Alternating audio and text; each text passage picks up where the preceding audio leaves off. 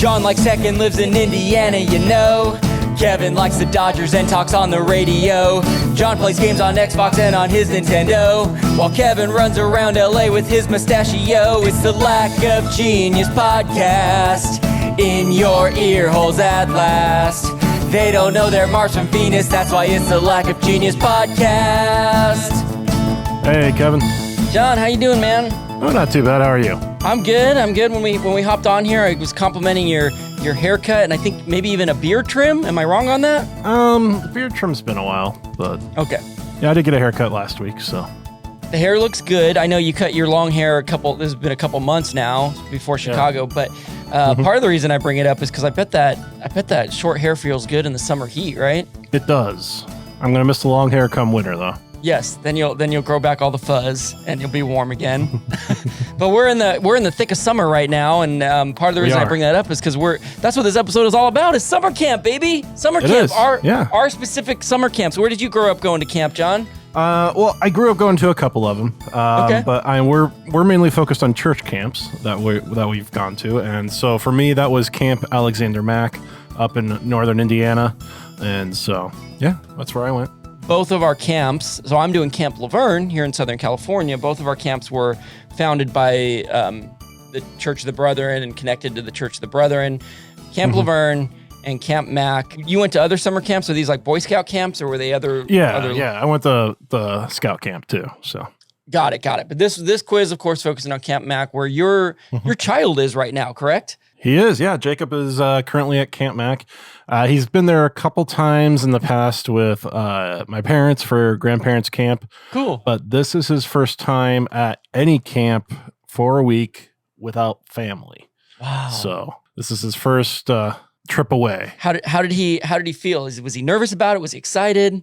He was, excited and nervous and a little anxious, meeting new people that, knowing that he really knows and stuff. But I told him, I always came away from camp with a new friend. So that's great. What a good dad. Yeah. That is one of the reasons that I am excited about doing this episode, is because to this day, some of my closest friends growing up are people that I made at camp, or like friends from back home that I brought to camp. And then we had this bonding. Summer camp, regardless of where it is, to me, just brings such an opportunity for kids to feel safe, be themselves, be vulnerable, have fun, make really lifelong friendships. So if nothing else from this quiz, I hope that talking about camps will get you pumped up and want to send your kid to a summer camp. But yeah, John, super excited to get into this. We do have a tidy up section to get into first. And John, I'm crazy excited about it. I'm not even going to spoil what it is just yet, but we have a special guest in our tidy up section that we're going to bring in just right about now. Does that sound good? Sounds good. Tidy up before we go any further with the show. Tidy up before we go fix our mistakes tonight. I wanna get it right.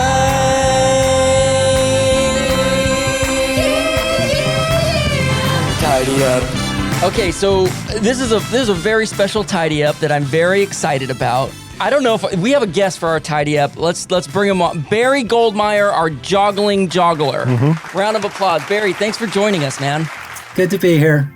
Barry, I don't know if you know this. You are what I'm going to call a fan favorite here at the Lack of Genius podcast. We get comments about you all the time. When I ask people what their favorite episode was, who their favorite guest was, they're like, I really like that joggling one. That joggling guest was good. I really like the joggler. So there's something very unique about what you're doing. And just for anyone who is not familiar with who Barry is, he is I was going to say professional. I mean, but you joggled. This is running while juggling, and you do marathons, you do 5Ks, you do all kinds of races. We did an episode back in, I think, November. So Barry, again, thank you for coming on. And I thought it would be cool to just check in how you've been doing and what you've been up to race-wise, what you've accomplished since last November. Well, I'm kind of like the exact opposite of professional. I spend a lot of money to do these races instead of getting paid to do them. We got to get you a sponsor. But it's money well spent. I don't regret spending the money. Yeah, well, I think that's one thing. I know that's one thing I admire about you, and probably our listeners, is that you have there's a lot of joy in your voice when you talk about it. You could tell you really enjoy this. I know you've done at least 2 marathons since we've last spoken, right? I did like a bunch of marathons in 2021. So the last one I did was I think in Philadelphia, November.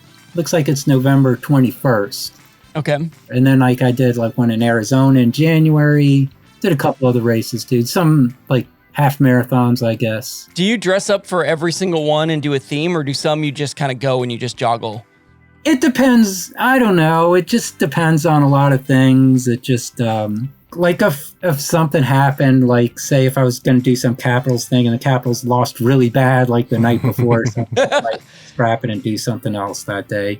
And then like the other thing is like say when I'm doing hockey sticks, the wind is really hard with those sticks. So it can't be like a windy day. So I probably wouldn't do it. This is part of why I like to think of you as a professional, because it's not as simple as just going out there and doing it. You got to take all the fact, you got to take the weather, you got to take the context of what's happening socially. Yeah, the beanbags are always pretty safe, though. The beanbags are always pretty safe because, unless it rains, I just can't do it. But because they get all soggy, huh?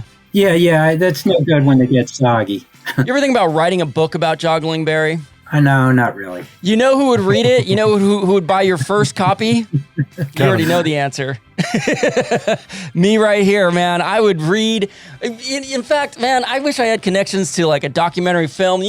Your life and your joggling journey needs to be documented in more ways than I've taken notes on it. I've taken notes on the marathons I've done and all that stuff, but I've never really thought of doing a book or anything. The next Ken Burns documentary. Yeah, let's get Ken Burns to follow you around with the camera, and man, your life is so fascinating to me. Well, I know in February the Rams won the Super Bowl, which was very exciting for me here in LA and being a Rams fan. And then in March you did the LA Marathon, right? Yeah, that's what I was just looking at before we started here. Well, I wore an Aaron Donald jersey, and I guess at that time in March it wasn't certain he was going to come back for this year. That's correct. Yes, but he did re-sign for a mega deal. Yeah. People in LA kind of know Aaron Donald. That's Aaron Donald's town. So you got to give the people what they want, Barry. You got to stick with what they know. And then what did you joggle? It has to be something that like they can get. Like, yeah. I mean, I guess there's some stuff that I could think is funny that nobody else will think is funny, and that's kind of like I can't really like do that. What we need to do, Kevin, is we need to get a shirt sent to Barry, one of our shirts, and so then he can wear it in the next marathon. You could do a Lack of Genius marathon. Oh my gosh. And let's see, we have koozies, but you could juggle our koozies. That might be pretty light. We'll have to. I don't know how many people know what that is though, but. Yeah, but they will after you do this marathon. They'll all know Lack of Genius after you wear us. Here's the thing. We were talking about a sponsor. Now we can't pay you, but we can certainly give you our merchandise for free. Are the Washington Capitals sending you their merchandise for free? Are the LA Rams? No, they're not. The Lack of Genius podcast will send you shirt and juggling material. Well, as I said, it gets kind of expensive. I got to pay for all of it. Yeah, see, so we will sponsor all of your equipment needs for the Lack of Genius Marathon. We might have to make, or at the very least, maybe a 5K. Well, I'll tell you what, Barry, if you're ever coming to LA doing a marathon, let's say, maybe you and I can find a 5K to do together, and it can maybe be my first ever joggling race. We'll wear Lack of Genius gear. I think that'll be a lot of fun and I feel very safe with you. Yeah. You're in, right? You're 100% in. I don't know. I don't know. Like the Rams are football, so I juggle footballs. Yeah, you juggle microphones. Well, see, I mean, I can always do the beanbags. The beanbags are always like the safe bet. Mm-hmm. We did do a cornhole episode, so we can get cornhole bags with Lack of Genius on them. And you were juggling those. Yeah, I was. I think you were juggling those. Yeah. Yes, I was. That's how you. That's something you saw. You realize, oh, this guy does know how to juggle. Mm-hmm. Yeah. I am happy to have you involved any way we can with Lack of Genius. You are not just a fan favorite, you're a host favorite. We should wrap up here since this is our tidy up section, but I'm always grateful and happy to hear updates from you on what you got going on. Okay, Same. it's good to hear from you. Yeah. And I didn't have to get the questions ready. You know, when we did it before, John actually beat you, Kevin. Yeah. And Thanks for I bringing that thought up. John was from Los Angeles. So I was Oh. asking a lot of Los Angeles questions, and you had the home court advantage, sort of. I And John know. still beats you. Yes, thank you for sharing that, Barry. And John was like, "I'm not a runner. Kevin's more a runner." So you know, you had the running thing going for you. Oh, yeah. You had the Los Thanks, Angeles, Barry. and then I found out later that John was from Indianapolis, and it was like I've run the Indianapolis Marathon before, and I never even talked about it. So you kind of had the home court advantage, and you didn't win. We're just going to edit all of this out. No one will hear any of this. Yeah. So now we have to have you back on so we can give John home court advantage so that I can win is what we're going to have to do. Hey, Barry, it's a pleasure having you, man. Thanks so much for taking the time to come on. We really so appreciate you. Okay, it's good to be here. Good to talk with you guys. Good to hear that people like me on the show. It's Yep. better than the alternative. Yeah, you are well liked, my friend. Thanks, Barry. We appreciate it. It's time to take a quiz or two. Like a genius podcast doing this for you. You may fail, but it ain't no lie, baby. It's quiz time. Don't really want this quiz to be tough. I just want to pass one cause I failed enough. It might sound crazy, but it ain't no lie, baby. It's quiz time. Why is Barry so great, John? I don't know. But he is. I love that man. I just love that man. A man that I've only met once in real life. I shared this in the first episode, but we literally met on the field of SoFi Stadium where the Rams play, where I saw him joggling on the field. And I said, "Hey, are you a joggler?" Yeah. And he couldn't believe that I knew what a joggler was. Like, gosh, John, if we had a third co-host, it would be him. That would be my vote. Bring Barry Goldmeyer on every episode. Anywho, big shout out and appreciation to Barry for taking the time to Yeah. join us. We really appreciate him. We're ready to do some quizzes on some summer camps, though. Yeah. We are. I'll go first. Okay, you're gonna ask me about Camp Mac, yeah? Yep, I am. Okay, let's do it. So, what year was camp started? 1920, 1925, 1930, or 1935? Well, you may not be surprised to learn that my first question is exactly the same. Now, is this because now I worded mine as what year was camp founded? Is that the same? Can I ask if that's Yeah. the same? Okay, same Yeah. idea. Okay, and I have to be very careful here because I don't want to reveal what the correct answer is for me. 1920, 1925, 1930, 1935. Wow, that's a lot of history. Mm-hmm. Oh man, part of me is tempted to choose 1920 just because then they would have just celebrated their 100th anniversary, or 1925 would mean it's coming up very soon. I want to go with one of those earlier ones. I'm going to choose the early one. I'm going to choose 1920 and hope that they just celebrated 100. Ah, dang it. It's 1925. So they got their 100th is coming up very soon. Yeah, but I've not heard of if there's anything major going on. I'm sure there will be. I mean, you know, the brethren, they like to have ice cream socials and stuff, so I'm sure there will at least be an ice cream party. Yeah. So Michigan, Ohio, and Indiana back in the early 1920s started having like youth gatherings as well as adult gatherings. And it was brought up, hey, a camp would be a good thing. So they formed a committee, as the church does. And, you know, they kind of settled on the location for Camp Mac, partially because a brother and farmer was like, hey, we'll donate this land, or, you know, you can buy it cheap. But it also, you know, there was like 4 different trains that like stopped within a few miles of the camp. There's some major highways for the time, and, you know, buses. And so it was a good kind of middle ground for an easy place for people to get to. Got it. From Ohio, Michigan, and Indiana. Very logical. Yeah. You weren't there in the fall at Manchester, so you didn't get to experience Camp Mac Day. I did. I was there in the fall. Maybe you confused that I was in the spring, but That's no, right. I was there in the fall. So Yeah. I was going to say, That's I right. have been to Camp Mac. It was awesome. Yeah. Yeah, so you got to experience Camp Mac Day, and that's something that Manchester has been doing for decades. At least back when my grandpa was there for a semester, and they would actually take a train from campus up to camp. Oh my gosh! So your grandpa went to Camp so- Mac Day. He was a student. Manchester Yeah. College is where John and I met in Indiana. What is the city or town that Camp Mac is in? Milford. Milford, Indiana.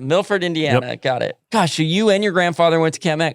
So what's crazy, John, is we have been at Camp Mac together. I don't remember if we hung out there or not. I have no. Oh, we probably did. I have memories, like I can see the lake, I can see big open fields, I can see like a jungle gym area. There's I don't know if it's the lodge or whatever, like a little gathering place. It's a beautiful camp, and it is very different than Camp Laverne. I'll tell you that right now. It's a great camp, and that's not to say Camp Laverne isn't beautiful, but it's it's full and green, and it's amazing. Yeah, I mean, probably one of the big lodges that you're thinking of actually burned down not too long. I mean, it's been maybe a decade or so.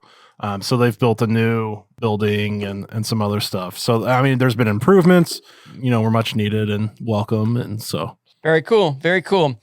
Well, let's learn a little bit about Camp Laverne then. I already alluded that the first question is exactly the same. What year was Camp Laverne founded? Was it 1900, 1924, 1953, 1975? Was California even a state for those first two? Yeah, California became a state in, I think, the 1860s. I should know this as a native Californian. I know the gold rush was a big part of it. That was 1849. Now I have to look up, when did California become a state? 1850. So, it was right. It was literally right after the gold rush. For some reason, I thought it was a decade or two after. But September 9th, 1850 is when California became a state. So all of these Camp Laverne dates are after that. 1900, 1924, 1953, 1975. I'm going to go with 1953. That is incorrect, John. I'm sorry. So it turns out Camp Laverne is 1 year older than Camp Mac, apparently. 1924. When I saw those dates, I was like, oh my gosh, they were founded right around the same time. So Camp Laverne founded in 1924. So John, you and I were talking beforehand on the pre-show that you actually had to read a book to do some research on this, I did. which is amazing because Camp Laverne and Camp Mac, neither of these have Wikipedia pages or articles on the internet about them. So you found a book and gathered some information about Camp Mac for this. There is no book about Camp Laverne. Everything on this quiz is basically my understanding, what I know about camp. I've been serving on the camp board for probably a decade. I've been a camp director there for the last 10 years. I grew up going there. My parents, my grandparents all went there. So there's a lot of rich history, but most of it is just things that I've learned growing up. Yeah, 1924. So our 100th anniversary is coming up in 2 years. We don't have anything planned either, but there we'll hopefully do something exciting. You just can't take my idea of an ice cream social. I was going to say, I already got it written down. I was like, Camp Laverne Ice Cream Social. Camp Laverne, also founded by the Church of the Brethren, the Laverne Church of the Brethren. Edgar, I can't remember his initial, but Rothrock is the last name. He was the pastor of the Laverne Church of the Brethren, I believe, was one of the main founders of the camp. And I say this in jest, but you could walk into camp and you could think it was 1924. It is a rustic camp. That's not true.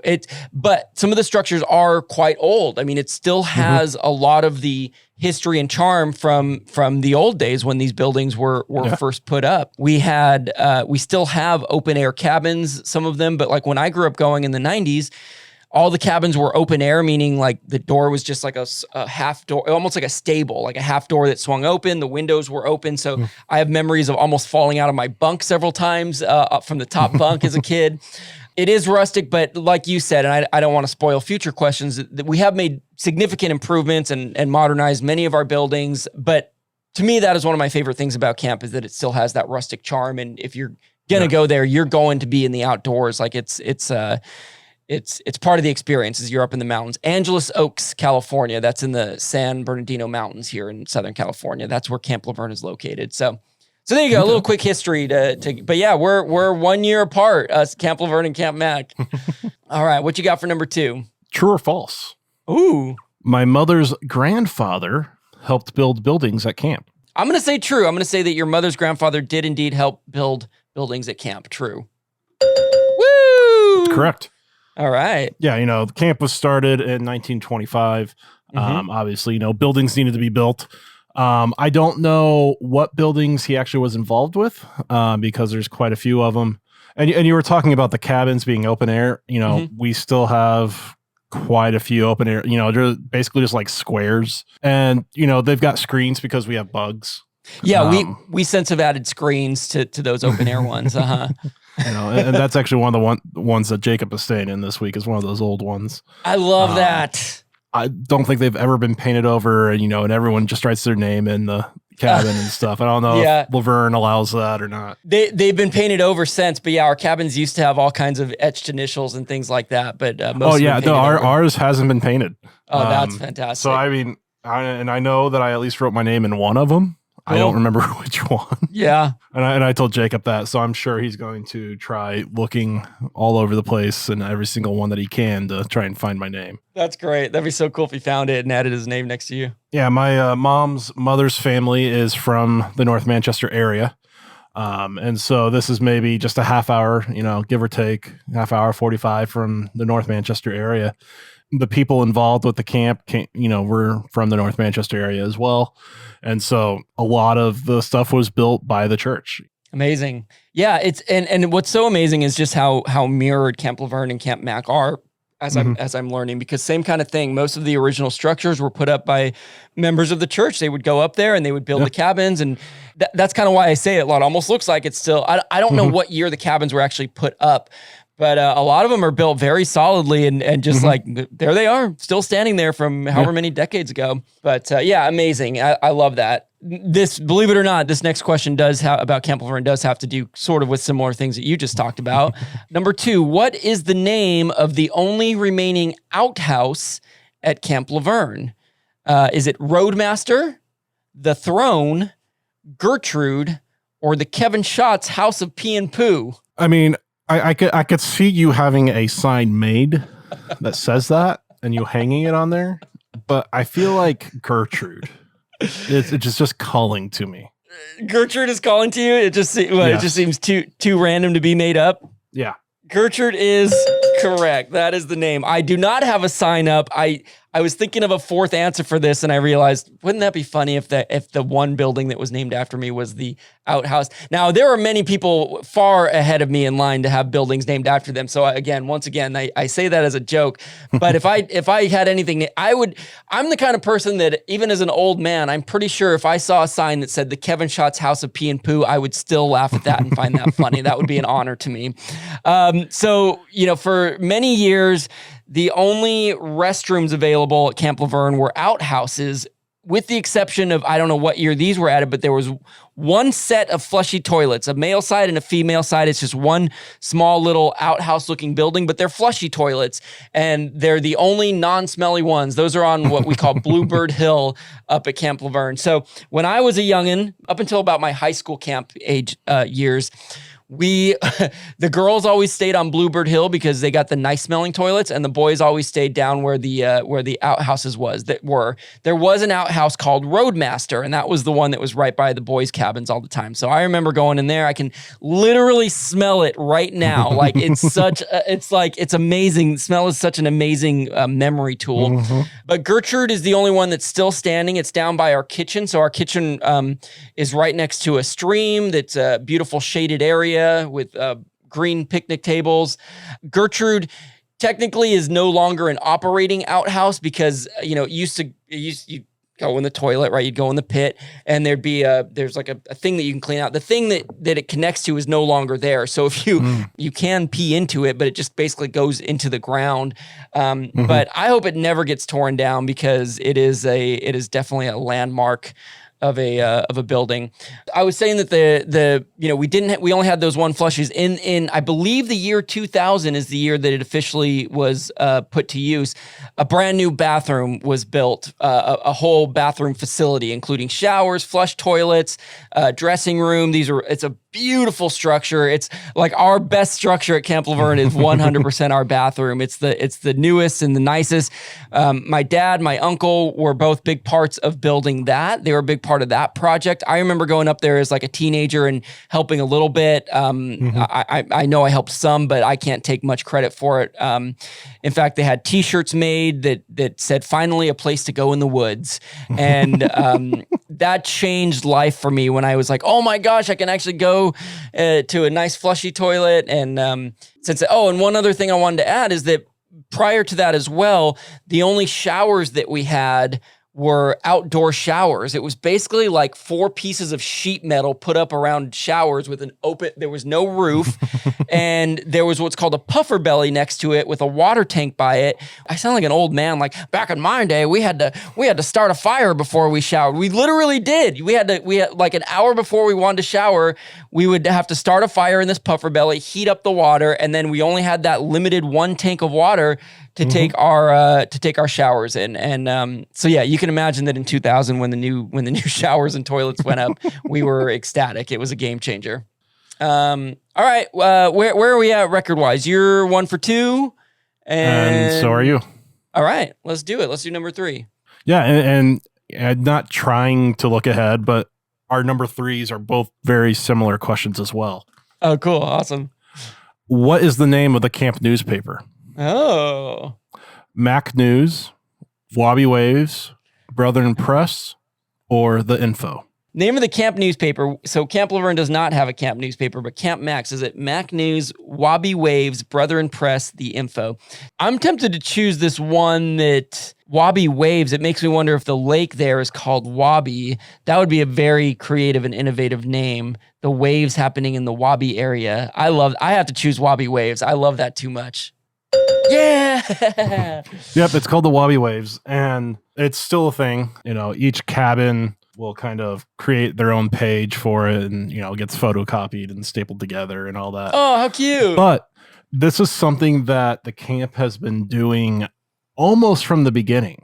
And the guy who ran the camp, L.W. Schultz, he even talks about in the book that the Brethren aren't known for necessarily keeping, strong history records and stuff, but they would bind the Wabi Waves each year into a volume. Wow. And so there's that history of, there.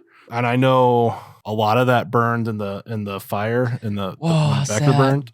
But I think there's still a copy of a lot of them. But yeah, you could, I don't know if you still can, but at least when Becker was still around, you could go in there and look through old Wabi Waves and the camp pictures and stuff like that. That's amazing. So yeah, it's not anything that's new. It's been going for almost from the beginning, it sounds like. So John, as the official ambassador representing Camp Mac right now, on behalf of Camp Laverne, can we steal that idea?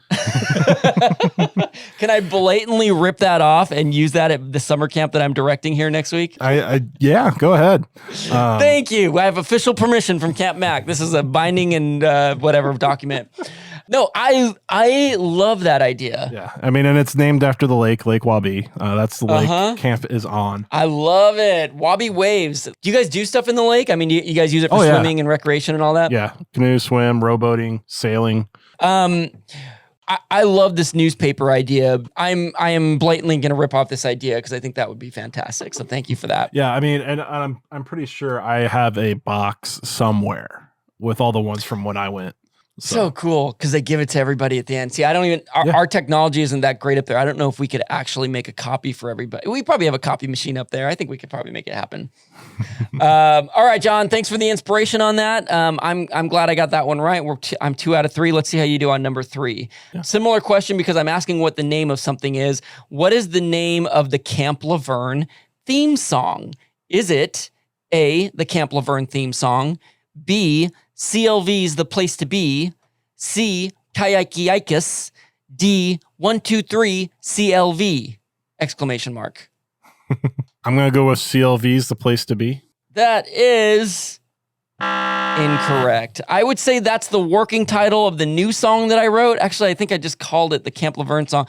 Our theme song's name is Kayaikiaikus, which I will tell you before I even get into it, I have no idea why. I have no idea what it means. I don't think it has anything to do with any language or historical significance. And if I'm wrong, I would love for someone to tidy me up on that because I've never once learned that. All I know is that I'll say it's Kayaikiaikus, nobody's like us. We are the kids from Camp Laverne. Always a winning, always a grinning, always a feeling fine. Kayaik. So I think it's just like a little holler that somebody made up. Kayaikiaikus. In fact, on the option, I don't even know if I spelled it right.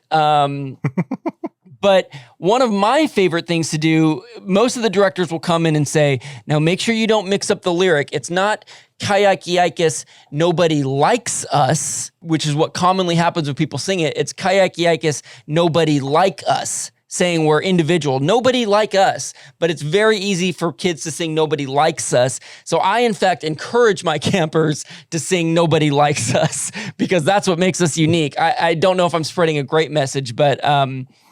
And then in 2020, because of the pandemic, we did a virtual camp.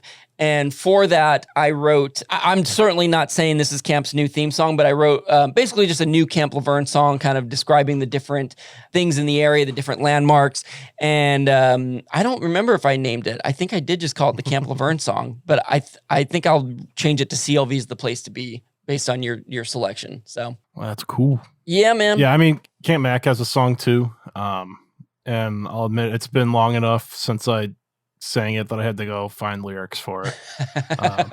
But it's MACK, Mac is our camp. We will be loyal to you. You've given us a vision of perfect life. We want it. We need it. For it, we'll strive. On Lake Wabi. You sing that twice. And then working, striving, telling the world of you. MACK, Mac is our camp. Oh, see, that's nice. And nice and short and sweet. See that, and one thing, and look, I love Kayaikiaikus. I think it's a great, it's never going to go anywhere, but it doesn't say anything that's special about Camp Laverne. It just says that we're always a winning, always a grinning, always a feeling fine. And it's like, okay, well, that could be about any camp. So that's why I wanted to write a song that could be used to sort of, it literally includes like the trails that we walk on and the different landmarks around the camp. Right. So I like that Camp Mac one incorporates the Lake Wabi. I'm 2 for 3. You're 1 for 3. You ready for number 4? You're ready to give me number 4? I am. All right. So we talked about there's this large auditorium, and there's big stained glass windows on each side of it, on two of the ends. I always just thought that was a part, someone built it for the auditorium. But no, actually, they came from an old church in Fort Wayne that was no longer being used. And so the owner of the land wanted to tear it down. And so someone saved the stained glass back in the 1920s or 30s, and so it got put in when the auditorium was built then. But on the inside, what does the large auditorium have murals of? Famous Brethren, history of the Brethren, nature landscapes, or religious iconography? Wow. Very interesting. Well, 3 of the 4 have something to do with religion, being somewhat Famous Brethren, history of the Brethren, religious iconography, and then there's nature landscape. So that would be the oddball out. I'm guessing that probably means it is one of these sort of more religious ones. For me, it's easiest nature landscapes is pretty easy to visualize too, but Famous Brethren seems like here's this person, like I can visualize that. So for that reason, I'm going to choose Famous Brethren. Dang. You want to take a second guess for no points? Well, I could go. I'll say history of the Brethren as my second guess for no points, and that's what it is. Okay, there are, I think it's up to 12 or 13 murals, like 5.5 feet by like 13 feet each. Wow. Okay. They're long, huge murals that basically tell the history, up until 1949.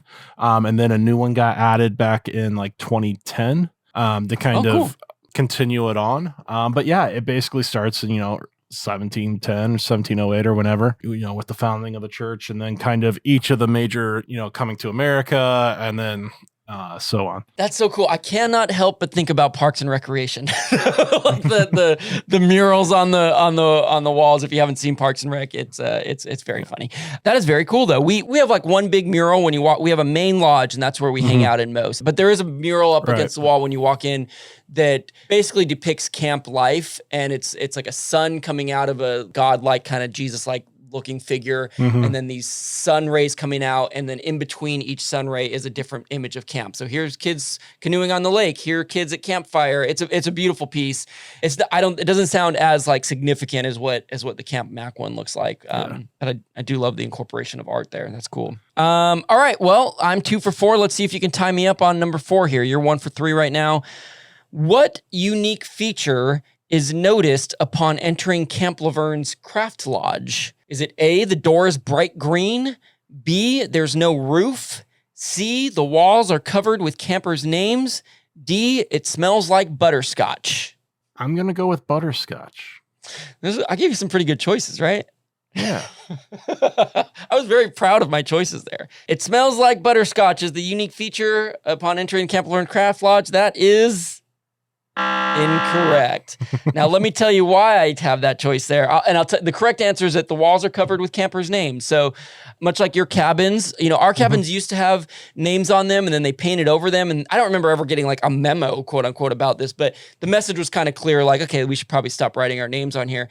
But the Craft Lodge has, hundreds of names all over it. Like it's hard for campers this day and age to find a space to write their name. I'm talking roofs, rafters, ceiling, floor, tables, cabinets, everything has names on it at this point. My sister and I, what we do now is we have one where we wrote Erica and Kevin Schatz, camp directors and then we have summer and winter. And so we just add a year each time to keep the running tally of that. So that is the unique feature. The door is not green. There is a roof. However, it is an open air cabin. We do have screens up on them though.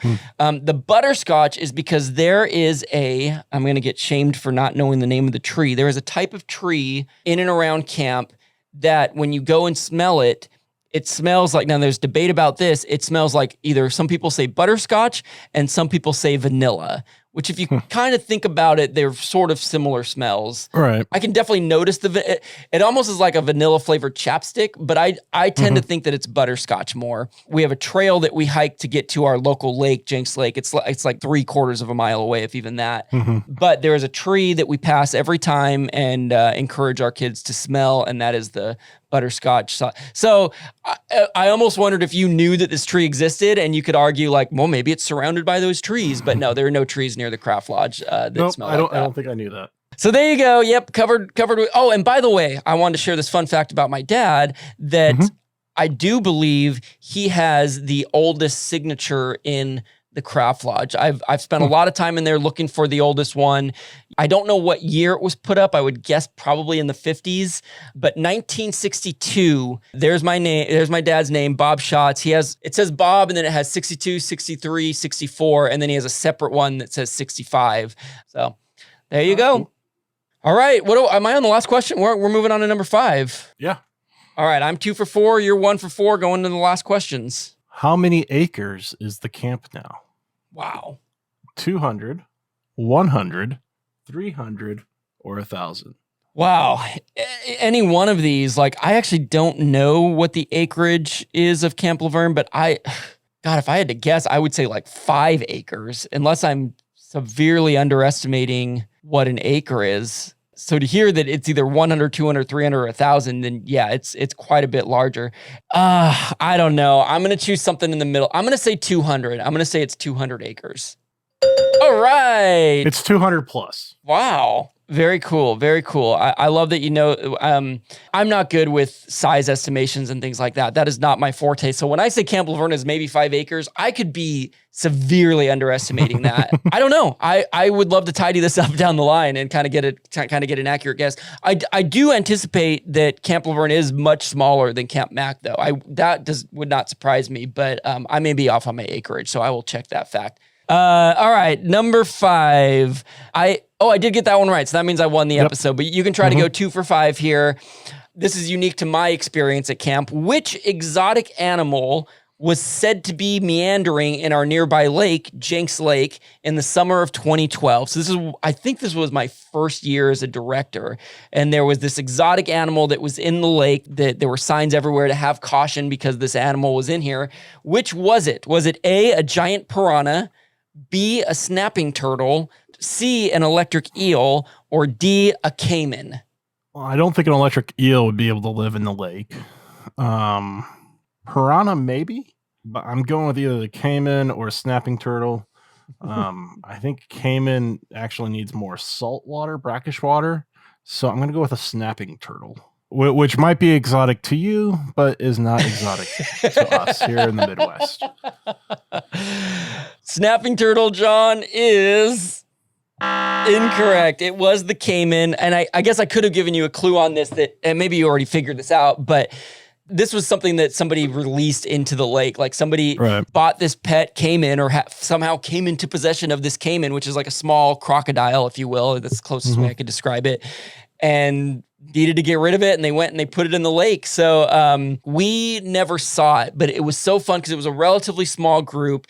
And I don't believe they said don't go in the lake. Like we still canoed and everything, but they just, there were signs everywhere to have caution because they didn't want anyone to get bit and then have a lawsuit. We made it a mission to try to find the caiman. And I remember one of our counselors, Scott, who he's a good friend of mine from middle school and high school. He comes up and counsels for us every year. He happened to have this little rubber alligator and just by chance just happened to bring it up to camp with him. So he tied it on a string or something, and on our last night, we do a barbecue over at the lake. We were there and we said, wait a minute, what is that? We got everybody to look.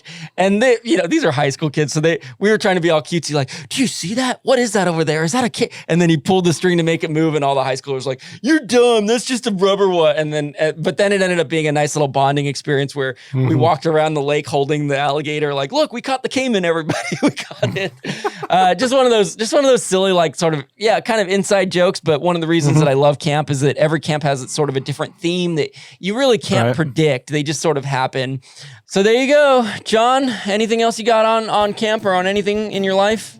No, I think that's about it. We'll go ahead and wrap up. A quick thank you again to Barry Goldmeyer for coming on our very special Tidy Up, and hopefully you'll be seeing us all joggle together here in the near future. It's the Lack of Genius podcast in your ear holes at last.